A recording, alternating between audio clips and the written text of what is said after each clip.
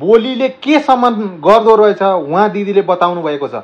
यदि तपाईले बोली सम्हाल्न सक्नुभयो भने सबैको प्यारो हुनुहुन्छ, यदि बोली सम्हाल्न सक्नु भएन भने तपाईहरू सबैको घृणित बन्नुहुनेछ र बोलीले मृत्युसम्म पुर्याउन सक्ने सम्भावना छ, पुर्याउँछ भनेर उहाँले भन्नुभएको छ। बोल्दैमा के हुन्छ सुन्नुहोस् है त, म बताउँछु। सुनौ है। हाम्रो जिन्दगीमा सबैभन्दा ठुलो हतियार भनेको यो बोली हो। हो।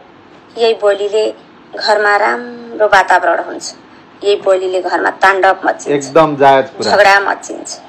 सम्हाल्नु पर्यो। कसैलाई कति बेला कहाँ देखम कहाँ भेटम हुन्छ।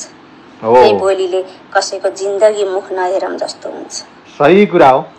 यही बोलीले घर चल्छ, यही बोलीले समाज चल्छ, यही बोलीले देश चल्छ। जायज कुरा दिदी।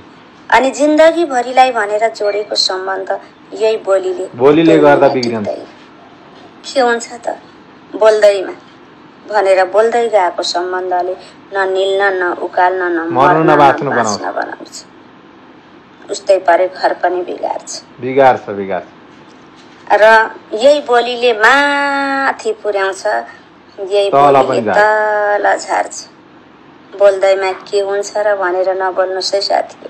राम्रो सन्देश त मृत्युको मुखसम्म पुर्याउँछ। एकदम जायज कुरा तपाईले गर्नुभयो दिदी।